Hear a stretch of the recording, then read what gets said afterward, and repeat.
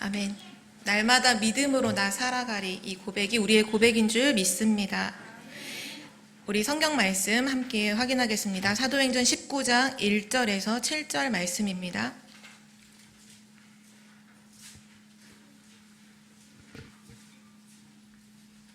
사도행전 19장 1절에서 7절 말씀을 우리 한 절씩 교독하시겠습니다. 아볼로가 고린도에 있을 때에 바울이 윗지방으로 다녀 에베소에 와서 어떤 제자들을 만나 이르되 너희가 믿을 때 성령을 받았느냐? 이르되 아니라 우리는 성령이 계심도 듣지 못하였도다. 바울이 이르되 그러면 너희가 무슨 세례를 받았느냐? 대답하되 요한의 세례니라.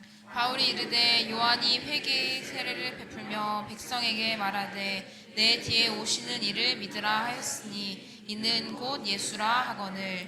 그들이 듣고 주 예수의 이름으로 세례를 받으니 바울이 그들에게 안수하매 성령이 그들에게 임하심으로 방언도 하고 예언도 하니. 7절을 함께 읽겠습니다. 모두 12사람쯤 되니라. 아멘. 네, 오늘 이 본문 말씀을 통해서 너희가 믿을 때 성령을 받았느냐, 이 제목으로 하나님의 언약을 같이 나누도록 하겠습니다. 이 본문의 내용을 보면요, 전도자 바울이 지금 전도 여행 중에, 선교 여행 중에 3차 전도 여행으로 아시아에 있는 한 도시인 에베소에 이제 오게 되었습니다. 그때 에베소의 제자들을 만나서 물었던 질문인데요, 너희가 믿을 때 성령을 받았느냐? 그때 제자들이 대답을 해요. 우리는 성령이 계심도 이제 알지 못합니다. 그때 바울이 두 번째 질문을 하죠. 그럼 너희가 어떤 세례, 무슨 세례를 받았느냐? 우리는 요한의 세례만 알 따름이니라. 그때 전도자 바울이 그들에게 예수 그리스도를 믿을 때 주시는 성령 세례에 대해서 전달을 하고 함께 그리스도의 이름으로 세례를 받고 안수할 때 방언도 하고 예언도 했다. 그 사람이 한 12명쯤 되었다라는 내용인데요. 전도자 바울은 전도 현장에 갔을 때 항상 예수 그리스도만 말했습니다. 특별히 전도자 바울의 이력을 다들 아시죠? 원래는 그리스도를 말하는 사람을 죽이는 자, 핍박자로 원래 살았던 사람이죠. 그래서 스데반 그 집사님을 죽일 때에도 바울이 겉옷을 벗어서 증인으로 설 만큼 그리스도의 이름 말하는 자 당연히 싫어하고요. 죽이는 일을 반복했죠. 그래서 늘 예수 믿는 사람들이 모여있다 하면 바울이 가서 그들을 죽이고 아니면 잡아서 옥에 가두고, 특별히 다메섹에 제자들이 모여있다는 소식을 듣고 전도자 바울이 다메섹으로 공문을 받아서 이제 합법적으로 법적으로 이제 이 핍박을 하려고 공문을 받아서 다메섹으로 갔을 때 거기서 이제 그리스도를 만나게 되죠. 다메섹에서 그리스도를 만났던 바울은 며칠이 지나지 않아서 즉시 그리스도를 말하기를 시작했습니다. 사도행전 9장 19절에서 22절에 보면요, 바울의 원래 이름이죠. 사울이 다메섹에 있는 제자들과 함께 며칠 있을 새 즉시로 각 회당에서 예수가 하나님의 아들이심을 전파하니 듣는 사람들이 다 놀라 말하되 이 사람이 예루살렘에서 이 이름을 부르는 사람을 멸하려던 자가 아니냐. 여기 온 것도 그들을 결박하여 대제사장들에게 끌고 가고자 함이 아니냐 하더라. 사울은 힘을 더 얻어 예수를 그리스도라 증언하여 다메섹에 사는 유대인들을 당혹하게 하니라. 며칠 전까지 그리스도를 말했던 사람들을 죽이던 자가 이제는 예수가 그리스도라고 이제 말하는 자가 되었죠. 이 전도자 바울이 최초로 바나바와 함께 선교사로 파송이 됐는데요. 선교사로 파송돼서 갔을 때에도 중요한 전도 현장에서 그리스도만 말했습니다. 사도행전 16장 18절에 보면 바울이 그 귀신에게 이르되 예수 그리스도의 이름으로 내가 내게 명하노니 그에게서 나오라 하니 귀신이 즉시 나오니라. 빌립보 성에서 일어났던 전도의 현장이죠. 또 바울은 데살로니가 현장에 들어갔을 때에도 예수 그리스도를 말합니다. 사도행전 17장 3절에 뜻을 풀어 그리스도가 해를 받고 죽은 자 가운데서 다시 살아나야 할 것을 증언하고 이르되 내가 너희에게 전하는 이 예수가 곧 그리스도라 하니, 그리스도의 당위성을 설명했죠. 그리고 나서 고린도 지역에 가서도 오직 그리스도만 말합니다. 사도행전 18장 5절에 보면 실라와 디모데가 마게도냐로부터 내려오매 바울이 하나님의 말씀에 붙잡혀 유대인들에게 예수가 그리스도라 밝히 증언하니.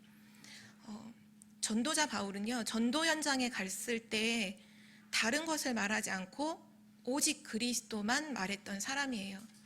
그런데 오늘 에베소라고 하는 중요한 전도 현장에 왔을 때 전도자 바울이 제자들에게 했던 질문이 오늘 우리가 붙잡을 제목인데요. 제자들에게 뭘 질문했냐 하면 다른 걸 질문한 게 아니라 너희가 믿을 때 성령을 받았느냐? 지금으로 말하면 그러니까 불신자들을 만났을 때에는 예수 그리스도를 말했는데요. 제자를 만났을 때, 그러니까 구원받은 하나님 자녀에게는 한 가지를 질문했어요. 너희가 믿을 때 성령을 받았느냐? 지난주 우리 강단 말씀에서 그 말씀을 하셨죠. 복음 없는 자는 복음 없는 모든 자는 전도 대상자요. 복음 가진 모든 자는 전도자다. 복음 없는 자에게 가장 필요한 것이 무엇입니까? 당연히 복음이죠. 예수 그리스도입니다. 그래서 전도자 바울은 복음 없는 자에게는 오직 예수 그리스도만 증거함으로 그 필요를 채웠죠. 그러면 오늘 우리는 이 중요한 질문을 또 해야 되는데요. 복음 가진 자에게는 무엇이 가장 필요합니까? 오늘 거기에 대한 답을 우리에게 하고 계십니다. 복음 가진 나에게는 무엇이 가장 필요할까요? 전도자 바울은 성령 충만이라고 오늘 얘기하고 있습니다. 구원받은 하나님 자녀, 우리는 오늘 예배를 드리죠. 예배를 드리고 우리는 한 주간 현장을 가서 현장을 살아야 돼요. 현장으로 가야 될 우리에게 오늘 가장 필요한 것이 무엇일까요? 하나님이 주시는 힘이 필요한 줄 믿습니다. 그것이 바로 성령 충만입니다. 모든 사람은 전부 다 한계가 있죠. 우리는 세상에서 갖고 있는 힘을 가지고 열심히도 할 수 있고 최선을 다하면서 살고도 있지만 모든 사람이 다 갖고 있는 것이 한계예요. 능력이 있든 없든 그 모든 사람들은 전부 다 자기 한계라는 것을 갖고 있기 때문에 언젠가는 한계에 부딪히는 날이 반드시 오죠. 그래서 우리에게는요, 하나님이 주시는 힘이 필요합니다. 하나님이 주시는 힘은요, 한계가 없기 때문이에요. 무한한 능력인 줄 믿습니다. 이 무한한 하나님의 한계가 없는 능력을 우리는 오늘 힘입어야 하겠습니다. 우리는 오늘 예배 자리에 와 있는데요. 그냥 와 있지 않고 중요한 언약 가운데에서 이 언약을 붙잡고 이 자리에 서 있습니다. 우리 교회가 이미 메시지에 선포됐던 것처럼 세 가지 뜰을 준비해야 되는 너무나 소중한 교회고요. 또 여기 계신 중직자분들은 70군데 현장에 영향을 줄 만큼 70 제자를 세울 정말 중요한 사람들로 이 자리에 계시고요. 또 우리 렘넌트들, 학교를 복음화하고 또 하나님께서 맡겨주신 2030년부터 2080년의 미래 50년의 주역으로서 오늘 이 자리에 우리는 있는 것입니다. 또 부모님들도 계시죠. 너무나 중요한 사명을 가지고 계신 분들이에요. 왜냐? 여호와의 기업인 자녀를 하나님께서 맡겨주셨기 때문이죠. 쉽게 말하면 사회에선 CEO가 있는데요. 가정에서 CEO가 누구냐? 그것도 여호와의 기업을 지금 경영하는 자가 누구냐? 바로 부모님들이십니다.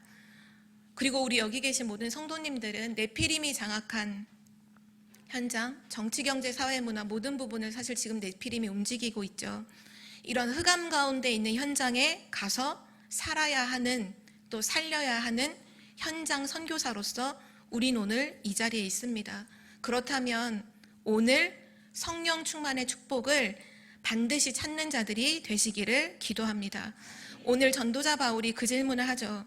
믿을 때 성령을 받았느냐?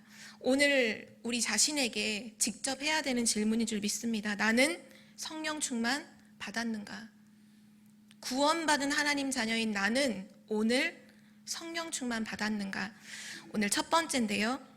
이 성령에 대한 부분은 그리스도의 약속입니다. 예수님께서는 제자들과 늘 함께 하셨죠.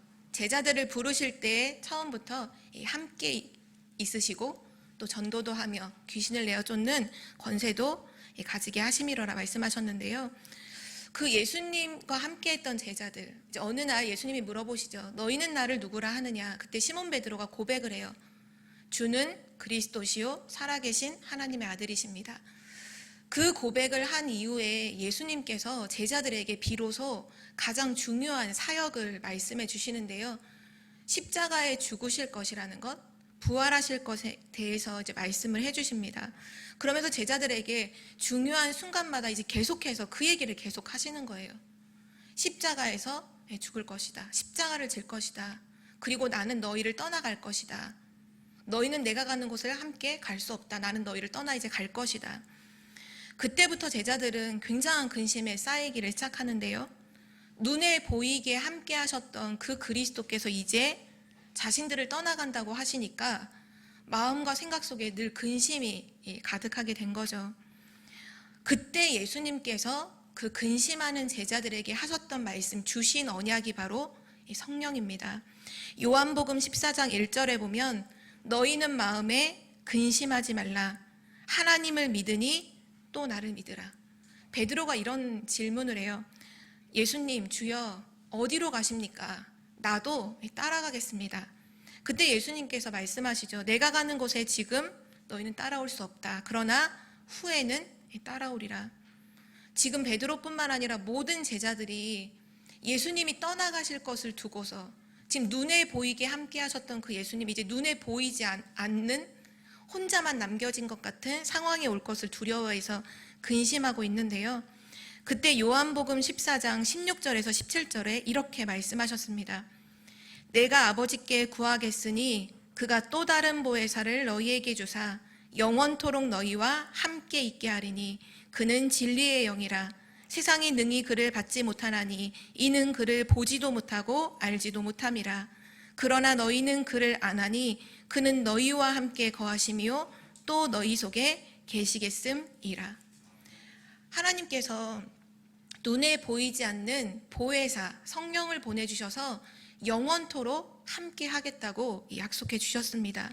이 보혜사는 어떤 분이시냐 하면요. 요한복음 14장 26절에 보혜사 곧 아버지께서 내 이름으로 보내실 성령 그가 너희에게 모든 것을 가르치고 내가 너희에게 말한 모든 것을 생각나게 하리라.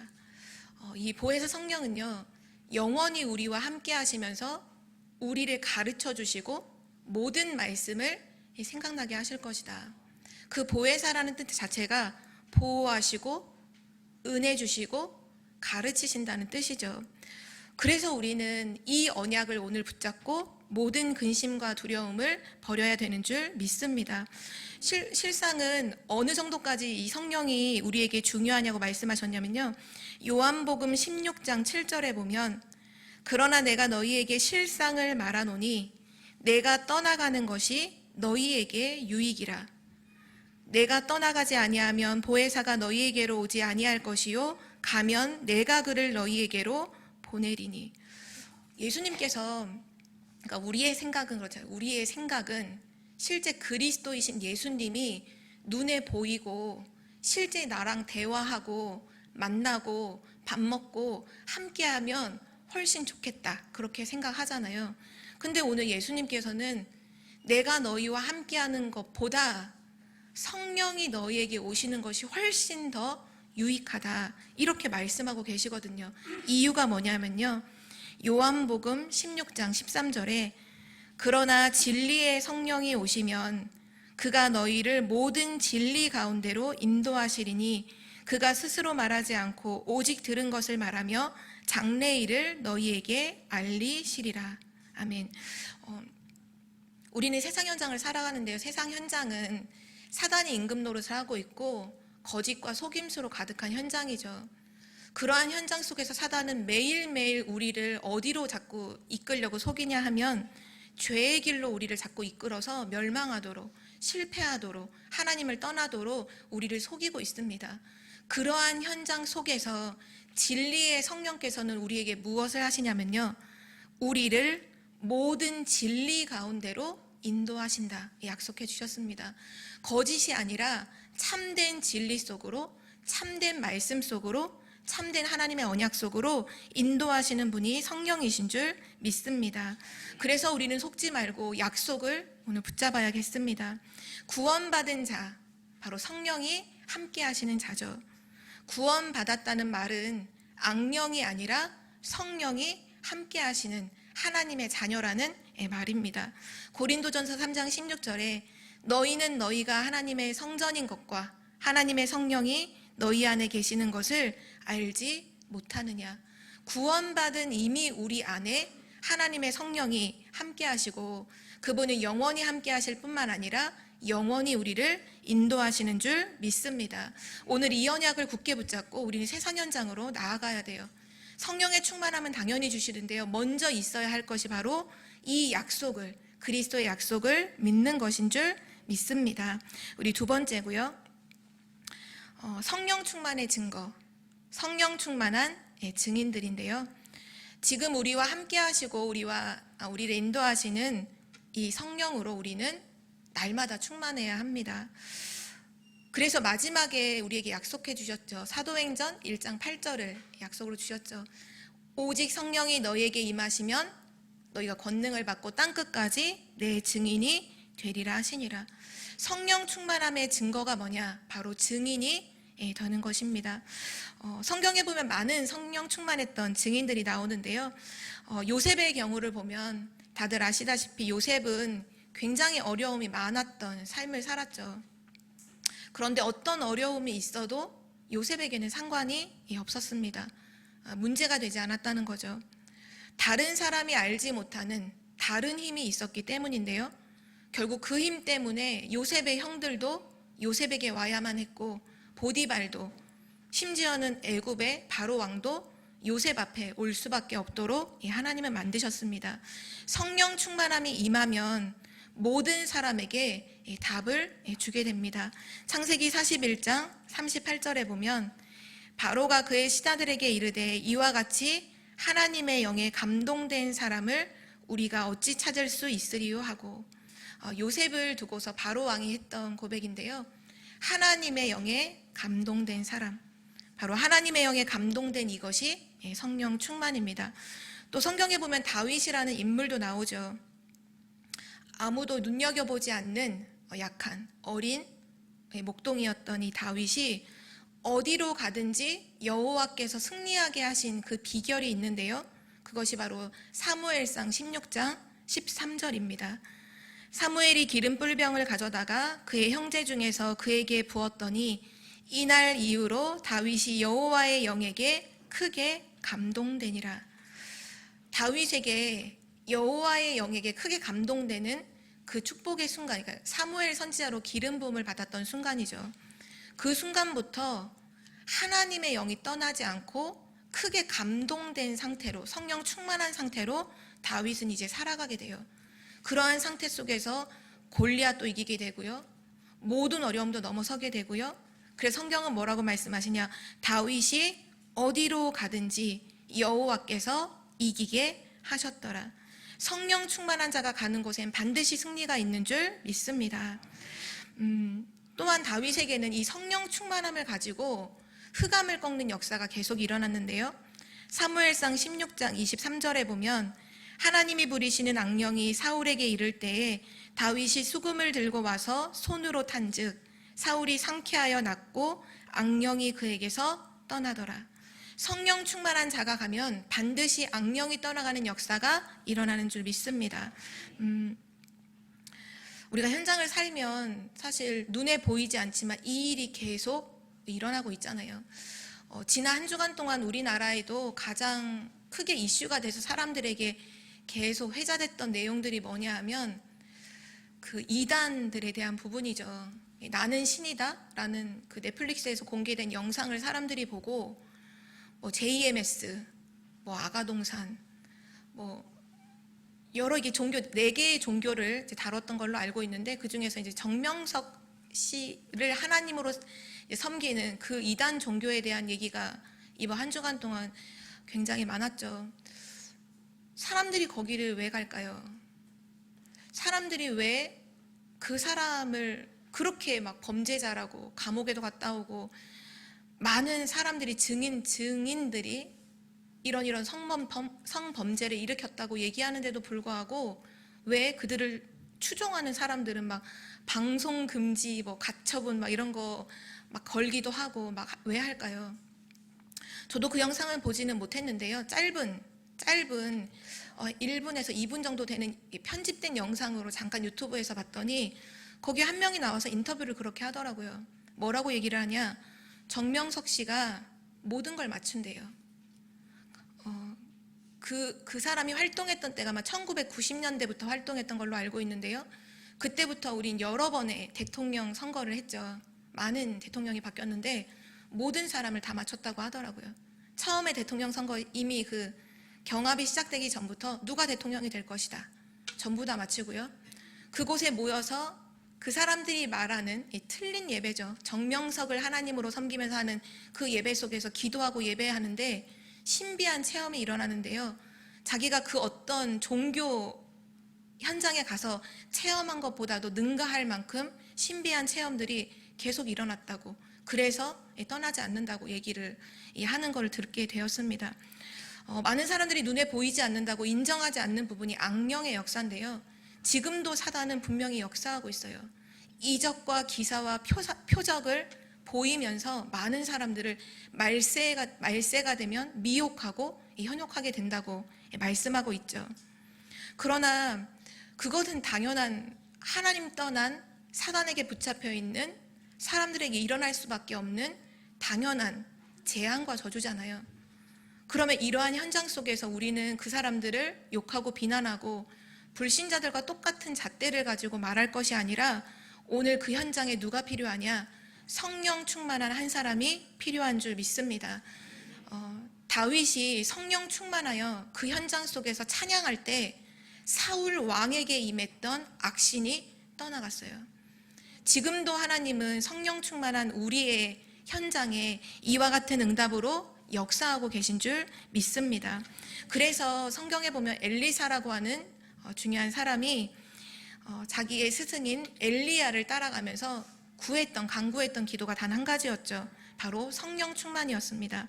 열왕기하 2장 9절에 보면 건너매 엘리야가 엘리사에게 이르되 나를 내게서 데려감을 당하기 전에 내가 내게 어떻게 할지를 구하라. 엘리사가 이르되 당신의 성령이 하시는 역사가 갑절이나 내게 있게 하소서 하는지라. 지난 한 주간 동안 기도수천 말씀을 통해서 주셨던 본문 말씀이기도 하죠. 엘리야가 이 우상 숭배하는 시대, 우상 숭배가 너무나도 극심한 이 시대에 중요한 우상 숭배하는 사람들과 갈멜살 전투를 하기도 하고 3년 6개월 동안 오지 않았던 비를 내리기도 하고 많은 일들을 이루었죠. 그리고 나서 이제 세워지는 차세대 선지자였던 엘리사가 엘리야를 끝까지 따라가면서 구했던 한 가지는 바로 이거였습니다. 당신에게 역사하시는 성령의 역사가 나에게 갑절이나 있게 하옵소서. 그 성령 충만을 구했을 때 어떤 결과가 왔나요?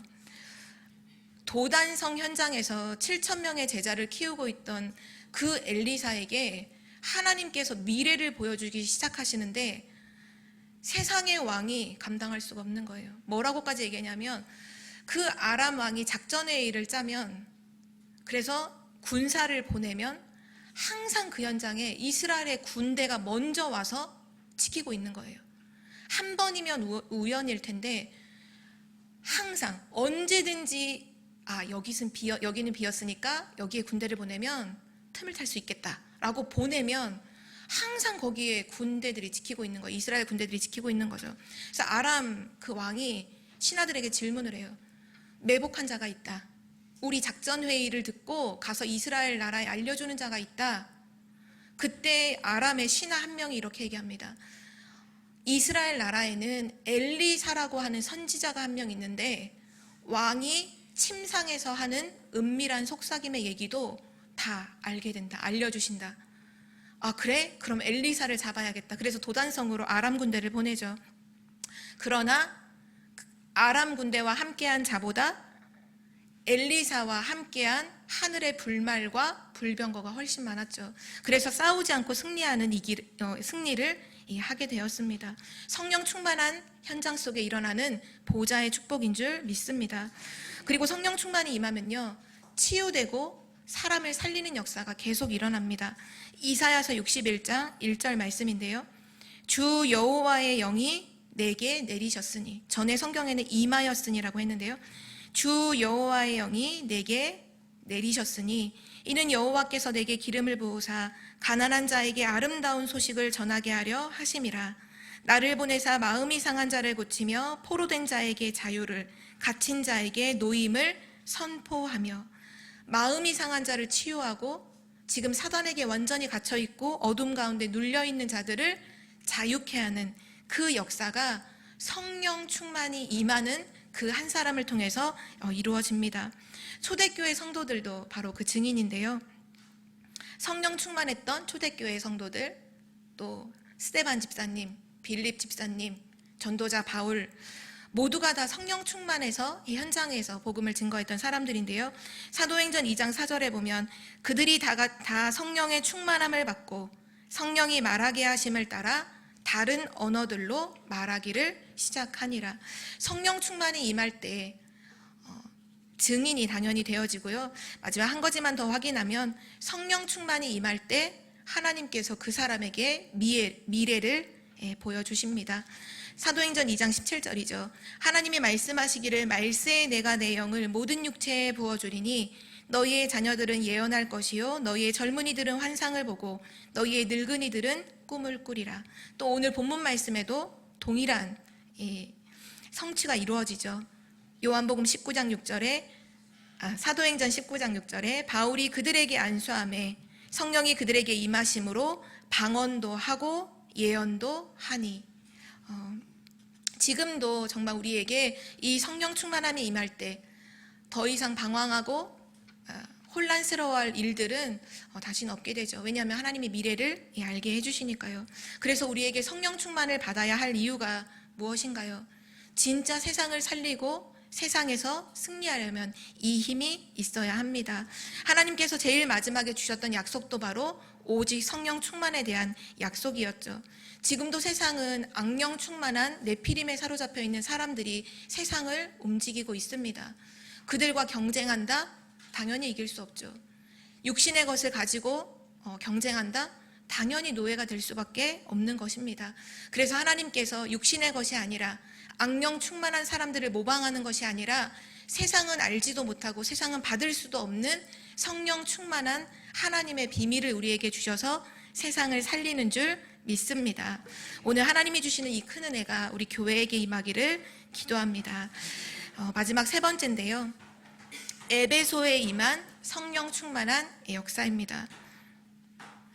에베소는 어떤 도시냐면요, 아시아에 속하는 도시로, 그 아시아에 속한 도시 중에 가장 큰 으뜸으로 사람들이 평가를 하는 대도시입니다.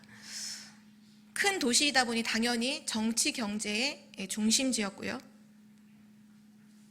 아시아와 유럽을 잇는 상업의 중심지로 역할을 했던 곳이 에베소입니다. 또한 여기는 그 시대에 가장 중요하게 움직이는 수단인 항구가 있는, 무역을 하는 국제적인 무역 항구 도시였죠. 아시아에 있는 물건이 이 에베소에 모였다가 유럽으로 전달이 되고, 또 유럽에 있던 물건을 또 받아들였다가 또 아시아 전역에 전달을 하게 되고. 그런데 이 에베소 현장이 눈에 보이기에는 굉장히 성공하고 화려하고 선진국의 모습처럼 보이지만 실제로는 어떤 곳이었냐, 아뎀이라고 하는 여신을 숭배하는 우상 숭배가 극심했던 현장이었습니다. 사도행전 오늘 19장 27절에 보면요, 온 아시아와 천하가 위하는 아데미 여신, 이렇게 표현을 하거든요. 그러니까 에베소 지역만이 아니라 아시아의 온 지역과 천하가 섬기는 신이 뭐냐, 아뎀이라고 하는 이 다신, 부유하게 하는 이 다신을 숭배하고 있었죠. 그러다 보니까 그 지역에 굉장히 성행했던 것이 바로 마술, 미신, 점술 이런 것들이 굉장히 성행하죠. 나중에 복음이 증거됐을 때 어떻게 역사가 일어났냐면요. 사도행전 19장 19절에 보면 마술을 행하던 많은 사람이 그 책을 모아가지고 와서 모든 사람 앞에서 불사르니 그 책값이 계산한 즉 은 5만이나 되더라. 그 정도로 많은 사람들이 미신과 마술에 사로잡혀서 우상 숭배를 하고 있던, 영적으로 완전히 타락했던 현장이 바로 에베소 지역이었습니다. 그 에베소 지역에 있는 제자들을 만났는데 그들이 뭐를 모르느냐? 성령을 몰라요. 현장을 살릴 수 있을까요? 현장을 치유할 수 있을까요? 현장에서 정말 여기 보이면 모든 민족들이 모이는 무역 항구인데 다민족들을 살릴 수 있을까요? 당연히 살릴 수 없죠. 그래서 전도자 바울이 그걸 질문한 거예요. 너희가 믿을 때 성령을 받았느냐? 성령 세례를 받았느냐? 곧 성령 충만함을 받았느냐는 질문을 한 거죠. 그리고 그 에베소를 살릴 그 현장의 제자들과 함께 바울이 무엇을 시작했냐면요. 바로 성령 충만한 힘을 얻는 집중의 시간 속으로 들어갔던 것입니다. 오늘 본문 말씀이 바로 그 시간이에요. 중요한 질문을 하고 함께 예수 그리스도의 이름으로 세례를 받고 안수를 하고 이 모든 것이 뭐냐? 성령 충만에 집중했던 시간, 바로 마가다락방에 임했던 성령의 역사를 재현했던 시간이죠. 바로 이 이후에 어떠한 성령의 역사가 일어나냐면요. 두란노 운동이 일어나요. 치유 운동이 일어나요. 이 에베소 전도 운동을 한 이후에 전도자 바울이 고백을 하죠. 내가 로마도 보아야 하리라. 바로 로마의 비전을 고백했던 현장도 바로 에베소 현장입니다. 오늘 읽지는 않았지만요. 후반절에 보면 사도행전 19장 8절에서 10절에 보면 바울이 언제나 현장에 들어가면 회당으로 들어가죠. 렘넌트들이 있는 현장으로 들어가서 하나님 나라의 복음을 증거하는데 당연히 핍박도 있었어요. 왜냐? 악령 충만한 우상도시이기 때문에 당연히 사단이 발악을 하죠. 그때 제자들을 따로 세우고 두란노 서원에서 2년 동안 날마다 모여서 예수가 그리스도라는 이 복음을 증거했을 때 아시아에 사는 모든 유대인과 헬라인은 다 주의 말씀을 듣더라. 엄청난 두란노 운동, 렘넌트 서밋 운동이 일어나게 되었죠. 또한 오늘 11절, 이 후반절에 사도행전 19장 11절에서 20절에 보면 치유 운동이 일어나는데요. 11절에서 12절에 보면 하나님이 바울의 손으로 놀라운 능력을 행하게 하시니 심지어 사람들이 바울의 몸에서 손수건이나 앞치마를 가져다가 병든 사람에게 얹으면 그 병이 떠나고 악귀도 나가니라. 전도자 바울이 성령 충만해서 현장에 서 있으니까 아까도 얘기했던 거 당연히 악신이 떠나가죠. 이 악귀가 떠나가는 것을 두고서 그 지역에 있던 많은 불신자들도 놀랍게 여겼는데요. 특별히 마술하는 사람들이 그 악귀가 떠나가는 모습을 보고 굉장히 신기하게 여겼어요. 그래서 스게와의 7 아들 이 사람들이 마술을 하던 사람인데요. 바울이 예수 그리스도의 이름으로 귀신을 쫓아내는 걸 보고 나서는 이렇게 따라하는, 모방을 하는 거죠. 뭐라고 얘기를 하냐면 바울이 전하는 예수를 의지하여 귀신에게 명령을 하는 거예요. 너희에게 명하노니, 이런 일들을 하는 거예요. 근데 이 19장 15절에 보면 악귀가 대답을 해요. 뭐라고 대답하느냐? 악귀가 대답하되 내가 예수도 알고 바울도 알거니와 너희는 누구냐? 그래서 이 귀신 들린 자가 그 스게와의 7 아들에게 뛰어들어서 때리고 상하게 해서 그들이 도망가는 일들이 일어나게 되죠. 전도자 바울이 성령 충만해서 그 현장에 들어갔을 때 하나님께서 바울을 통해서 치유하는 역사들, 영적인 치유, 육신적인 치유, 정신과 마음을 치유하는 일들이 계속 일어나고요. 그리고 사도행전 19장 21절, 굉장히 역사가 일어나면 그 역사에 취할 수도 있잖아요. 근데 전도자 바울은 그 일이 있은 후에 바울이 마게도냐와 아가야를 거쳐 예루살렘에 가기로 작정하여 이르되 내가 거기 갔다가 후에 로마도 보아야 하리라 하고. 아멘. 성령 충만의 결과는 바로 하나님이 기뻐하시는 237 치유 서밋 운동으로 역사가 일어나는 줄 믿습니다. 그래서 우리는 중요한 이 언약을 앞두고 뭐에 집중해야 되느냐? 바로 성령 충만이죠. 결론입니다. 이미 성령 충만은 하나님께서 우리에게 약속하신 것이죠. 사도행전 1장 8절에 약속하셨잖아요. 오직 성령 충만함을 임하면 증인이 되라가 아니라 증인되게 하실 것이다. 그래서 우리에게 중요한 건 뭐냐면요, 믿음이에요. 믿음.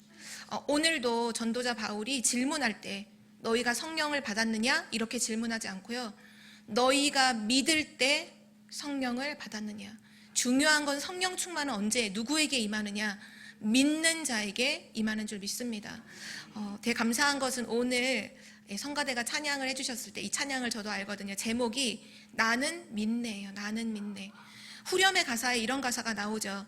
나는 믿네 주의 능력으로 내 삶 새롭게 되리. 그 주의 능력이 바로 성령이잖아요. 나는 믿네 주의 능력으로 내 삶 새롭게 되리. 우리는 내 삶을 변화시킬 수 없어요. 오직 성령 충만이 임하면 우리의 모든 것이 변화되어지는 줄 믿습니다. 그래서 우리는 믿는 거예요. 왜냐? 약속하신 것이니까 믿는 것이죠. 그리고 나서 모든 것을 성령 충만으로 시작하시기를 기도합니다. 이번 한 주간 동안 모든 것을 성령 충만으로 시작하세요. 늘 메시지에서 말씀 주시죠. 일하기 전에 먼저 응답부터 받아야 된다. 그 받아야 할 응답이 바로 성령 충만입니다. 그 응답을 받고 시작하는 거예요. 성령 충만 임했을 때 초대교회가 시작됐고요. 성령 충만 임했을 때 예루살렘의 전도운동이 시작됐고요. 또 성령 충만이 임했을 때 선교가 시작되었죠. 세계복음화의 시작도 성령 충만입니다. 그래서 전도자 바울이 사도행전 13장 1절에서 4절에 보면 최초로 선교사로 파송될 때 성령 충만에 집중하는 시간을 가지게 되었죠. 또 사도행전 16장 6절에서 10절에 보면 아시아로 복음 증거하러 가려고 하는데 자꾸 문이 막혀요. 문이 막혔을 때도 성령 충만에 집중했고, 그때 하나님이 새롭게 열어주신 곳이 바로 마게도니아, 유럽의 문이었죠. 그리고 나서 오늘 이 에베소가 아시아예요. 아시아. 어떻게 보면 바울이 그렇게 기도하고 전도하러 가려고 했던 그 아시아의 첫 번째 가장 큰 도시가 에베소입니다. 결국 뭘 말하나요? 우리가 문제가 왔을 때도 성령 충만으로 시작해야 되고요. 오늘 아시아의 문이 열렸잖아요. 그러니까 응답이 왔을 때도 우리는 성령 충만으로 시작을 해야 됩니다. 모든 것 속에서 성령 충만으로 시작할 때 하나님이 우리의 모든 삶을 인도하시고 역사하시는 줄 믿습니다. 성령 충만의 역사가 우리 안에 시작되어 모든 현장으로 전달되는 한 주간이 되시기를 기도합니다. 우리 기도하시겠습니다. 살아계신 하나님 감사합니다. 성령 충만의 언약을 우리에게 주신 하나님 감사를 드립니다. 우리가 가는 모든 현장에 먼저 성령 충만한 역사가, 성령 충만한 은혜가 임하게 하여 주옵소서. 우리 성도님들이 가는 모든 현장에 성령 충만으로 말미암아 하나님이 역사하시는 그 응답이 증거로 나타나도록 한 주간을 축복하여 주옵소서. 감사를 드리며 주 예수 그리스도의 이름으로 기도드립니다. 아멘.